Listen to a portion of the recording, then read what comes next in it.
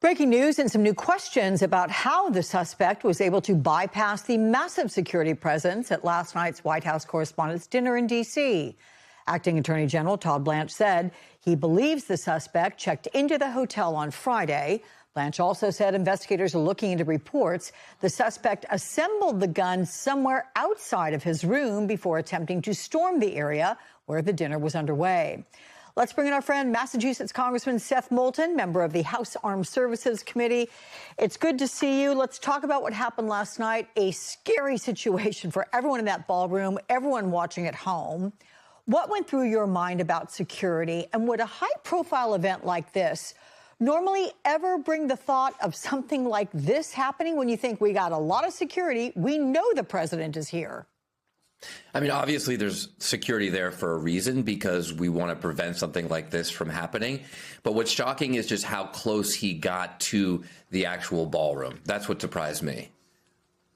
You have Acting Attorney General Todd Blanche. I mean, he's calling last night a massive security success story because of how quickly Secret Service was able to subdue the suspect. But is that a fair assessment? I mean, how concerning is it, to your point, that the suspect was able to breach the perimeter of this ballroom in the first place? Yeah, I mean, that's the big question, Alex, and that's certainly the big concern, because he was stopped, but he was stopped at the very last minute.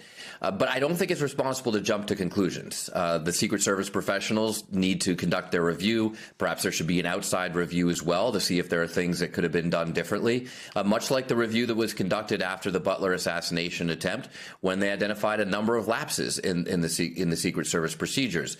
But let's go through that analysis before we jump to conclusions. Yeah, good point there.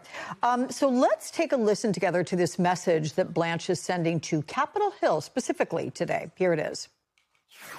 You saw these Secret Service agents. They were remarkable. And by the way, they're about to, the fact that DHS is not being funded after what we saw those men and women doing last night should be a wake-up call to Congress, and I hope that it is. Okay, duly noted, though Blanche went on to say that he doesn't think the funding fight is making the country less safe. So what is your reaction to this? Well, the funding fight is not making the country less safe. In fact, it's making the country more safe by reining in ICE. And what we're asking from the Republicans here is something that the vast majority of Americans agree with, which is that ICE should not be killing American citizens in the streets. This is not complicated. It's not hard.